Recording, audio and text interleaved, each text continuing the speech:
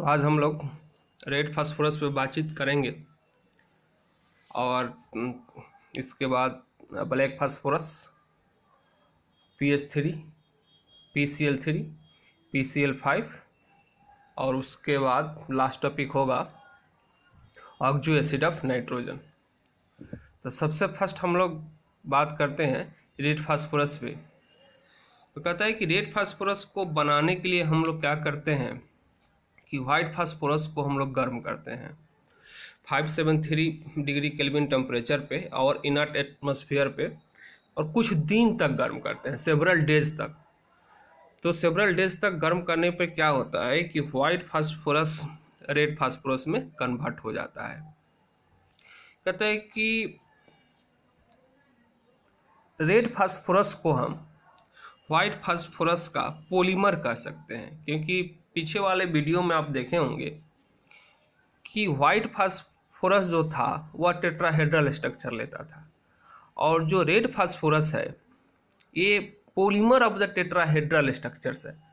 तो polymer of the tetrahedral structures है, यानी कि हम कह सकते हैं कि रेड फास्फोरस जो होता है वह वाइट फास्फोरस का कहीं ना कहीं पॉलीमर होता है। तो इस बात को ध्यान में रखा जाएगा। उसके बाद हम प्रॉपर्टीज पे बात करते हैं। तो कहता है कि यह हार्ड क्रिस्टलाइन ऑर्डरलेस सॉलिड है और इसका जो कलर होता है वह आयरन के जैसा होता है, आयरन के जैसा ग्रे कलर होता है। और वाइट फास्फोरस में आप लोग देखे थे कि वाइट फास्फोरस पॉइजनस होता है, जहरीला होता है, जिसका यूज हम लोग रेड किलर में करते हैं। लेकिन जो रेड फास्फोरस है यानी कि रेड फास्फोरस है वह पॉइजनस नहीं होता है, इसका यूज माचिस में होता है। तो ऐसे भी आप लोग जानते हैं कि माचिस में जो फास्फोरस लगा होता है उसको हम थोड़ा सा खा लें तो खाने से कोई मरता नहीं है, खाने से कोई मरता नहीं है, यानी कि ये जो है वह नॉन पॉइजनस है। ये जो होता है वह वाटर में और ऑर्गेनिक सॉल्वेंट में और खासकर कार्बन सल्फाइड में यह जो होता है वह इनसोल्यूबल होता है। क्या होता है? इनसोल्यूबल होता है। ना तो ये वाटर में सोल्यूबल होता है, ना तो यह कार्बनिक सॉल्वेंट में सोल्यूबल होता है। और उसके बाद कहता है कि यह रूम टेम्परेचर पे स्टेबल होता है, रूम टेम्परेचर पे स्टेबल होता है और इसका इग्निशन टेम्परेचर होता है 543 केल्विन, 543 केल्विन। और जस्ट अभी हमने कहा था कि जो रेड फास्फोरस होता है वह वाइट फास्फोरस का पॉलीमर होता है और इसके पॉलीमरिक फॉर्म के ही कारण इसका जो रिएक्टिविटी होता है वह कम होता है, यानी कि जो रेड फास्फोरस होता है वाइट फास्फोरस से कम रिएक्टिव होता है। ये ऑक्सीजन से रिएक्शन करता है तो फास्फोरस पेंटाऑक्साइड का बनाता है। P4H10 जो होता है इसको हम 2 मोल मानते हैं P2O5 का। याद रखा जाएगा कि P4H10 जो होता है यह 2 मोल होता है P2O5 का और P2O5 को हम पेंटाऑक्साइड कहते हैं, यानी कि यह फास्फोरस पेंटाऑक्साइड ही बनाता है। कहता है कि यह अल्कलाइन मीडियम में या बेसिक मीडियम में यह रिएक्शन नहीं करता है। और जबकि वाइट फास्फोरस को हम लोग देखे थे कि अल्कलाइन मीडियम या बेसिक मीडियम में रिएक्शन कर सकता है। तो इस रिएक्शन के बेसिस पे हम वाइट फास्फोरस को और रेड फास्फोरस को एक दूसरे से डिस्टिंग्विश कर सकते हैं, एक दूसरे से अलग कर सकते हैं। क्लियर? इसके बाद हम लोग ब्लैक फास्फोरस पे बातचीत करेंगे। तो ब्लैक फास्फोरस जो होता है वह 2 टाइप का होता है, एक होता है अल्फा ब्लैक फास्फोरस और दूसरा होता है बीटा ब्लैक फास्फोरस। अगर हम प्रिपरेशन की बात करें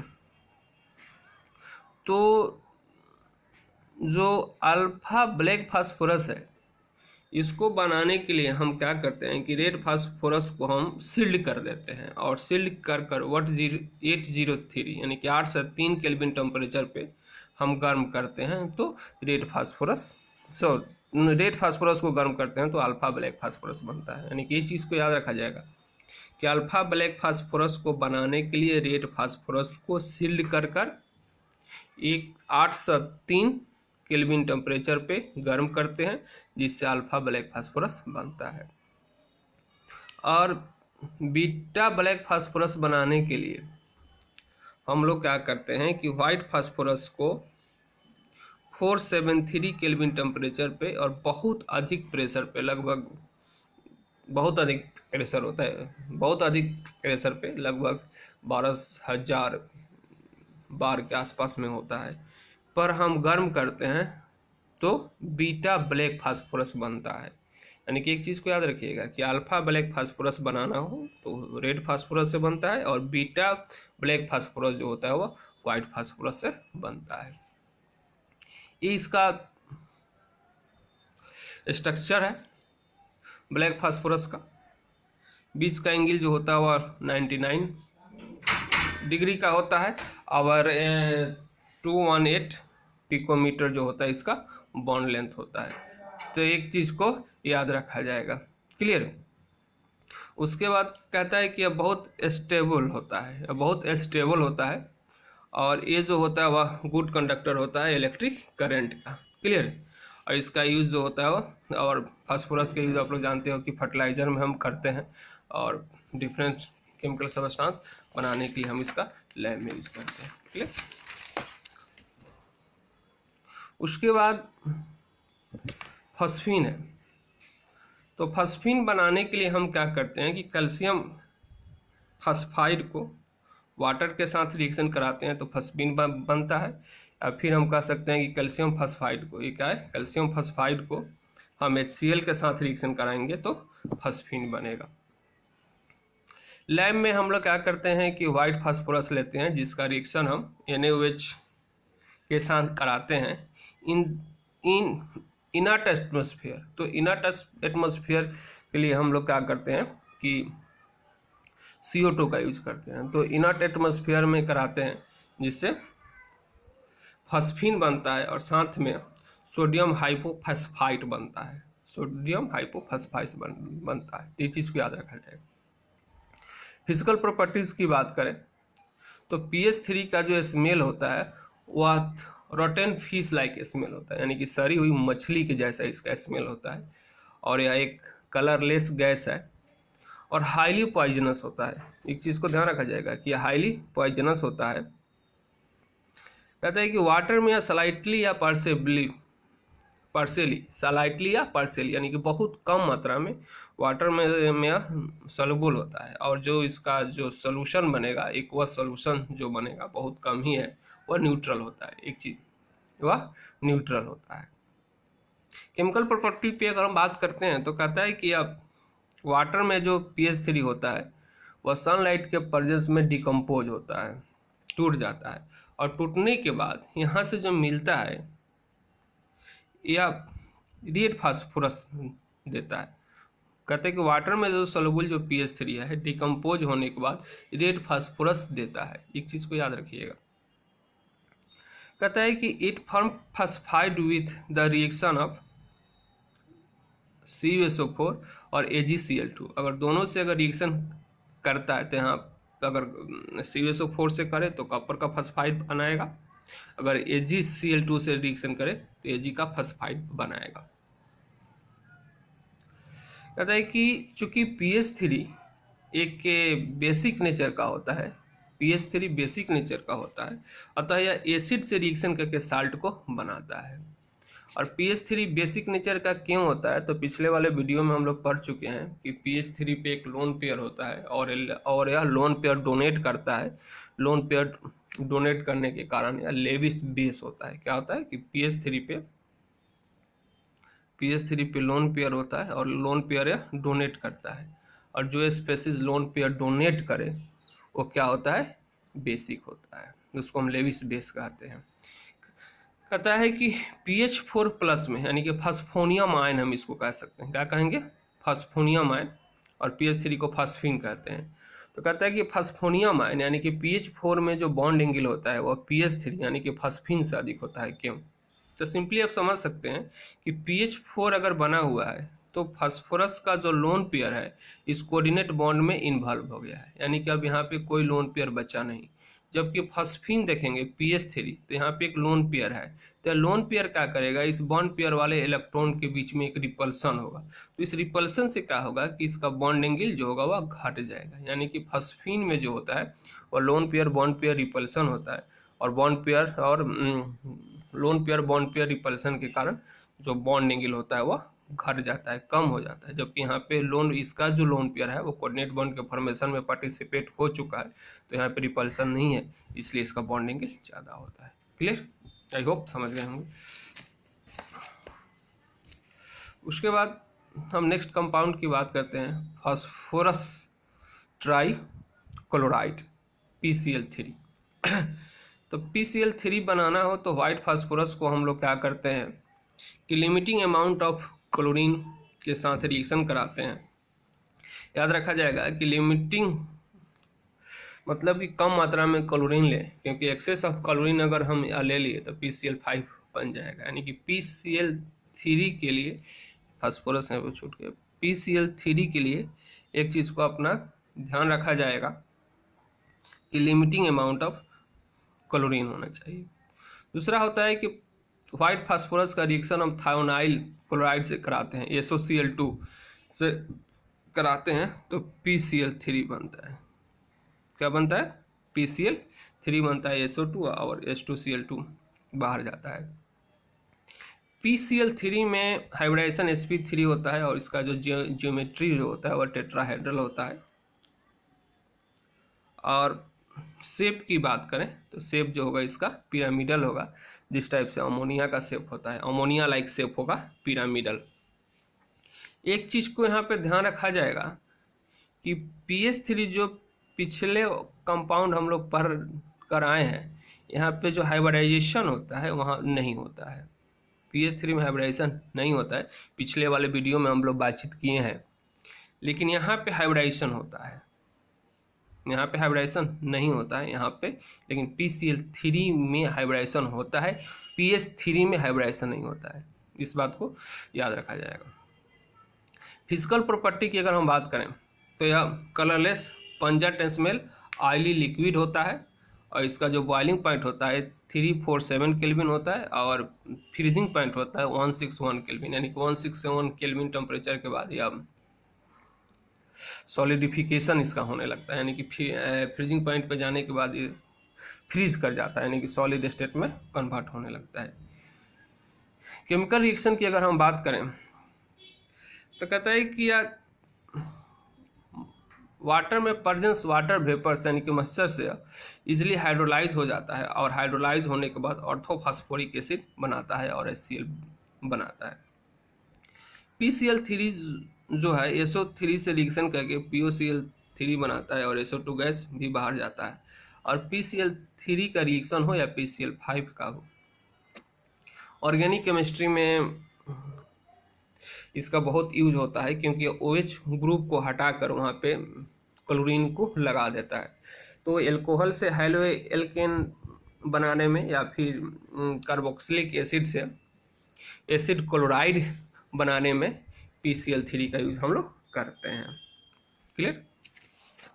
उसके बाद हम लोग नेक्स्ट कंपाउंड पे आते हैं। नेक्स्ट कंपाउंड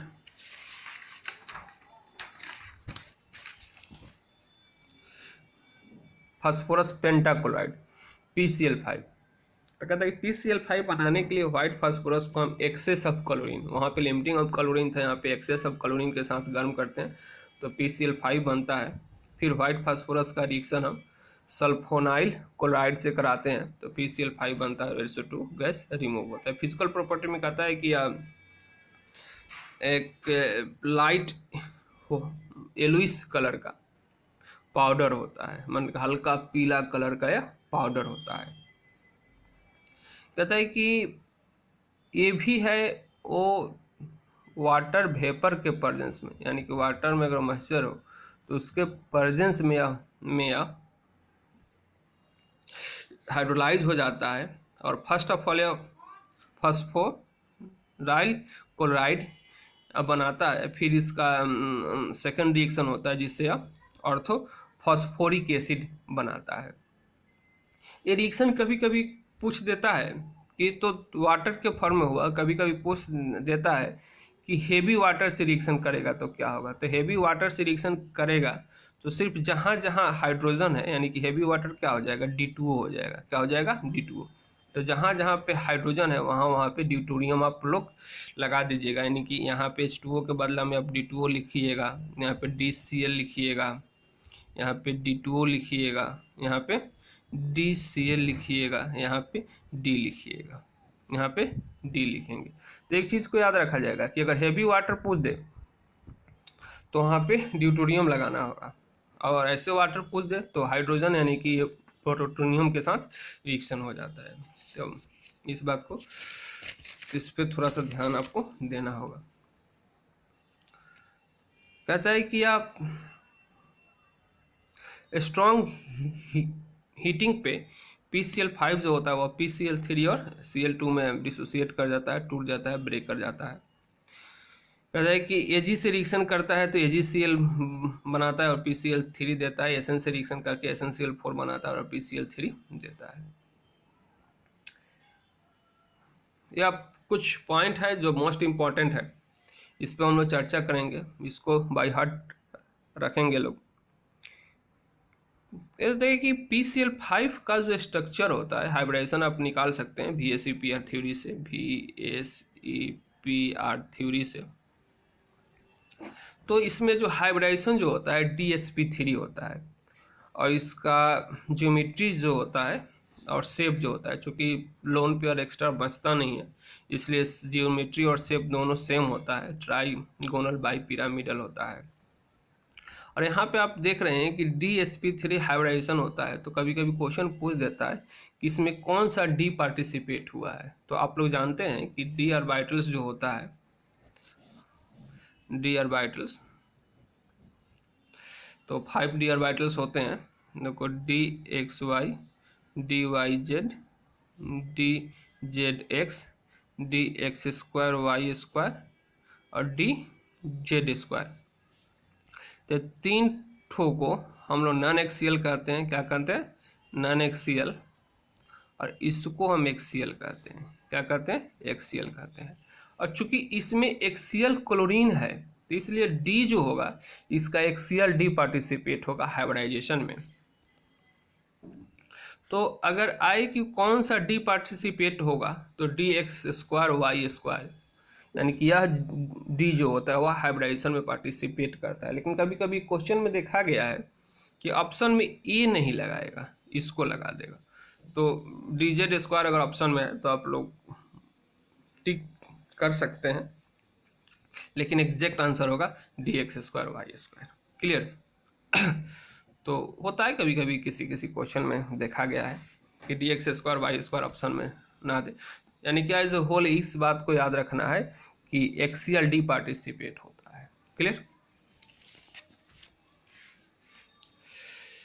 तो एक क्वेश्चन है, क्वेश्चन ये है कि PCl5 में जो सभी बॉन्ड होते हैं वो सारे बॉन्ड का लेंथ एक समान होता है क्या?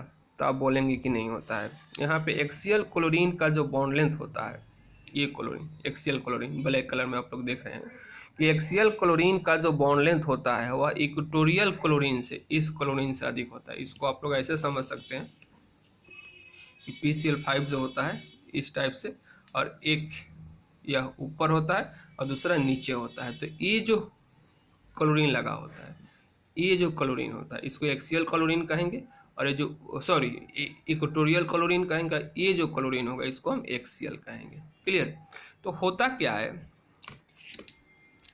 कि ये जो इक्वेटोरियल क्लोरीन है और एक्सियल क्लोरीन है सब पे क्या है, लोन पेयर है, और लोन पेयर एक रिपल्सन होता है यहाँ पे, और इस रिपल्सन के कारण ये जो क्लोरीन है वो क्या होता है, पीछे जाएगा। तो पीछे जाएगा तो बॉन्ड लेंथ क्या होगा, अधिक हो जाएगा। यानी कि हमेशा याद रखिएगा कि एक्सियल क्लोरीन का जो बॉन्ड लेंथ होता है वो अधिक होता है। और एक बात आप लोग जानते हो हैं कि बॉन्ड लेंथ अगर बढ़ेगा तो बॉन्ड स्ट्रेंथ जो होता है वो घटता है। यानी कि बॉन्ड जितना ही अधिक बड़ा होता है बॉन्ड की मजबूती उतनी ही कम होती है। तो ऐसे कंडीशन में PCl5 को गर्म करने पे एक्सियल क्लोरीन जो होगा वही टूटता है। तो इस बात को भी ध्यान रखा जाएगा कि क्वेश्चन पूछ दे कि PCl5 को हम गर्म करते हैं तो कौन सा क्लोरीन टूटता है, तो आंसर होगा एक्सियल क्लोरीन। क्यों टूटता है? क्योंकि एक्सियल क्लोरीन का बॉन्ड लेंथ इक्वेटोरियल क्लोरीन से ज़्यादा होता है और बॉन्ड लेंथ अधिक होने के कारण बॉन्ड का स्ट्रेंथ जो होता है, मजबूती होता है, वह कम हो जाता है। क्लियर? और जैसे ही एक्सियल क्लोरीन टूटेगा तो यहाँ से क्या होगा कि हाइब्रिडाइजेशन भी बदलेगा और शेप जो ट्राइगोनल बाईपिरामिडल था वह पिरामिडल हो जाता है, वह पिरामिडल हो जाता है। PCl5 में एक बड़ा ही मार्वेलस प्रॉपर्टी होता है कि PCl5 अगर सॉलिड स्टेट में एग्जिस्ट करेगा, ऐसे PCl5 जो बनता है वह कोवालेंट बॉन्ड के द्वारा बनता है, लेकिन PCl5 अगर सॉलिड स्टेट में एग्जिस्ट करेगा तो आयनिक फॉर्म में रहता है, यानी कि PCl4 PCl6 minus PCl4 plus PCl6 minus. PCl4 plus का जो हाइब्रिडाइजेशन होता है वह sp3 होता है और शेप जो होता है वह टेट्राहेड्रल होता है। यहाँ पे जो हाइब्रिडाइजेशन होता है D2sp3 होगा और शेप जो होगा वह ऑक्टाहेड्रल होगा। लेकिन यह गैसियस स्टेट में या लिक्विड स्टेट में कोवालेंट कंपाउंड ही है। गैसियस स्टेट में और लिक्विड स्टेट में कोवालेंट कंपाउंड होता है, लेकिन सॉलिड स्टेट में यह आयनिक सॉलिड के जैसा एग्जिस्ट करता है। एक चीज़ को ध्यान में रखा जाएगा PCl5 में।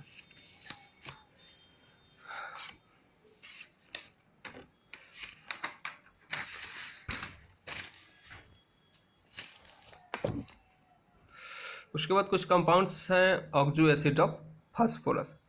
तो ऑक्सो एसिड के बारे में हमने पिछले वाले वीडियो में भी बातचीत कर चुके हैं, कि चर्चा कर चुके हैं कि ऑक्सो एसिड वो होता है जिसमें ऑक्सीजन होता है। तो और फास्फोरस का ऑक्सो एसिड की हम बात करें तो फास्फोरस का वैसा एसिड जिसमें ऑक्सीजन हो उसको ऑक्सो एसिड ऑफ फास्फोरस कह सकते हैं। तो सब में क्या है? ऑक्सीजन है। तो इसके एक कंपाउंड हम लोग देखते हैं कि हाइपोफास्फोरस एसिड, जिसको हम फॉस्फेनिक एसिड के भी नाम से जानते हैं। फास्फोरस डबल बॉन्ड से ऑक्सीजन जुड़ा होता है या हाइड्रोजन OH। यहाँ पे टर्म होगा बेसिसिटी। तो बेसिसिटी के लिए आप लोग जानते हो कि बेसिसिटी वह होता है कि कोई भी एसिड अगर वाटर में जाने के बाद जितना H+ आयन वाटर में जितना H+ आयन रिलीज करता है वह उसका बेसिसिटी होता है। तो यहाँ पे अगर हम बेसिसिटी की बात करें तो यहाँ पे बेसिसिटी इसका 1 होगा। कैसे समझें कि 1 होगा? तो इस बात को हम लोग ढंग से समझते हैं, ध्यान देंगे लोग। कहता है कि जो हाइड्रोजन ऑक्सीजन से डायरेक्टली अटैच होता है वही हाइड्रोजन H+ के रूप में निकलता है। यानी कि हम यहाँ पे लिख सकते हैं कि द हाइड्रोजन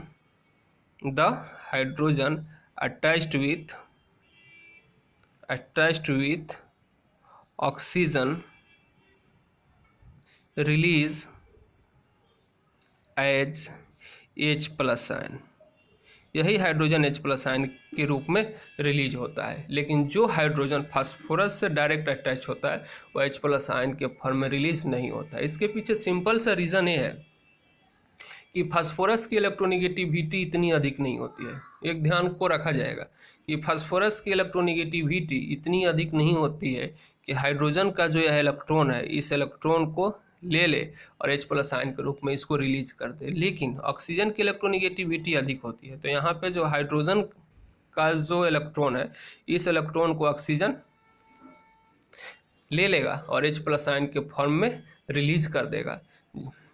यही इसके बेसिसिटी का रीज़न है। यानी कि एज ए होल अगर सिंपली अगर हमको देखना होगा तो हम कह सकते हैं कि जितना OH है, अगर फास्फोरस के ऑक्सो एसिड में जितना OH है उतनी उसकी बेसिसिटी हो जाएगी, क्योंकि जो OH वाला ग्रुप्स में जो हाइड्रोजन प्रेजेंट है, उपस्थित है, वही हाइड्रोजन H+ आयन के रूप में रिलीज होगा। क्लियर? तो यहाँ पे बेसिसिटी 1, यहाँ पे बेसिसिटी कितनी हो जाएगी? 2 हो जाएगी फास्फोरस एसिड में, या इसको हम फास्फोनिक एसिड के भी हम नाम से जानते हैं, या क्योंकि 2 ऑक्सीजन के साथ हाइड्रोजन लगा हुआ है, या हाइड्रोजन H+ आयन के रूप में रिलीज होगा, ये हाइड्रोजन H+ आयन के रूप में रिलीज नहीं होगा। उसी टाइप से हम ऑर्थोफॉस्फोरिक एसिड की बात करते हैं, या इसको हम फॉस्फोरिक एसिड के भी नाम से जानते हैं, तो यहाँ पे 3 हाइड्रोजन OH से लगा, इसकी बेसिसिटी 3 हो जाएगी। क्लियर। पायरोफॉस्फोरिक एसिड की बात करें तो यहाँ पे 1 2 3 1 2 3 4, इसकी बेसिसिटी 4 हो जाएगी। आई होप समझ चुके होंगे। उसके बाद ऑक्सीडाइजिंग पावर की बात करता है तो याद रखा जाएगा, पहले वाले वीडियो में भी हम लोग बातचीत कर चुके हैं, फिर से एक बार, कि अगर ऑक्सीडेशन स्टेट इंक्रीज करेगा, ऑक्सीडेशन स्टेट इंक्रीज करेगा तो ऑक्सीडाइजिंग पावर इंक्रीज करेगा। क्लियर। ऑक्सीडेशन स्टेट इंक्रीज करेगा तो ऑक्सीडाइजिंग पावर इंक्रीज करेगा। तो आप अगर हम सबका ऑक्सीडेशन स्टेट देखें तो यहाँ पे ऑक्सीडेशन स्टेट जो है वह 3+1 है, यहाँ पे 4 1 +3 है, यहाँ पे देखिए +5 है, यहाँ पे ऑक्सीडेशन स्टेट देखते हैं तो यहाँ पर भी +5 है। तो हम कह सकते हैं कि फास्फोरस एसिड जो है इसके तुलना में ऑर्थोफॉस्फोरिक एसिड जो है वह अधिक यानी कि स्ट्रॉन्ग ऑक्सीडाइजिंग एजेंट है, क्योंकि यहाँ पर ऑक्सीडेशन स्टेट +3 है, यहाँ पर ऑक्सीडेशन स्टेट +5 है। क्लियर। इसको हम ऐसे भी समझ सकते हैं, एक चीज़ भी और कहता है कि अगर फास्फोरस हाइड्रोजन बॉन्ड की संख्या अधिक हो तो उसका ऑक्सीडाइजिंग पावर कम होता है। इस बात को यहाँ पे हम लिख सकते हैं, 2 ढंग से समझ सकते हैं। एक कि ऑक्सीडेशन स्टेट अगर इंक्रीज कर रहा है तो ऑक्सीडाइजिंग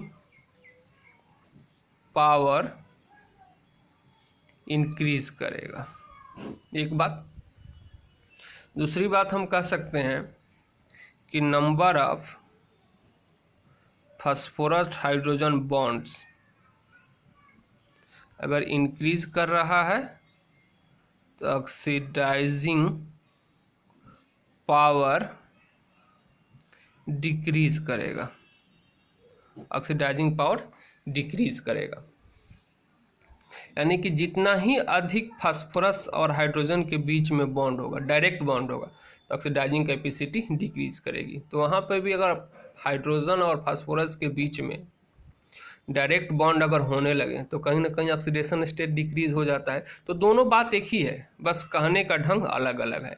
इस बात को ध्यान रखिएगा, दोनों बात एक ही है, बस उसको बतलाने का, कहने का, बोलने का ढंग अलग अलग है।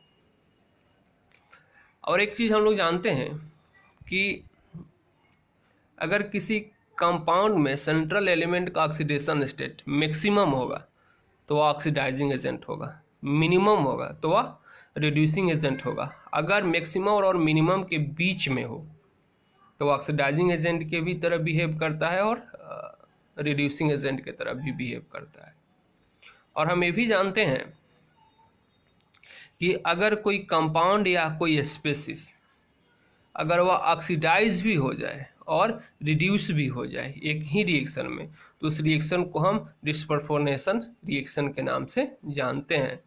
तो फास्फोरस एसिड जो होता है, फास्फोरस एसिड में फास्फोरस का ऑक्सीडेशन स्टेट जो होता है वह +3 होता है, इसलिए यह डिस्पर्फोनेशन रिएक्शन शो करता है, क्योंकि अपना ऑक्सीडेशन स्टेट +5 भी बना लेता है, यानी कि फास्फोरिक एसिड बनाएगा तो ऑक्सीडेशन स्टेट +5 भी कर लेगा, और यह फॉस्फीन भी बनाता है, तब फॉस्फीन बनाने से अपना ऑक्सीडेशन स्टेट क्या कर लेगा, यहाँ पे -3 कर लेगा। यानी इसको बैलेंस करने के लिए आप यहाँ पे 2 लगा सकते हैं। यानी कि एक ही कंपाउंड डिस्पर्फोनेशन रिएक्शन शो किया, ऑक्सीडेशन स्टेट बढ़ाया भी और घटाया भी, तो इस रिएक्शन को हम डिस्पर्फोनेशन रिएक्शन कहेंगे। इसके साथ ही नाइट्रोजन फैमिली खत्म होता है। नेक्स्ट वीडियो में हम ऑक्सीजन फैमिली में बातचीत करेंगे। थैंक्स।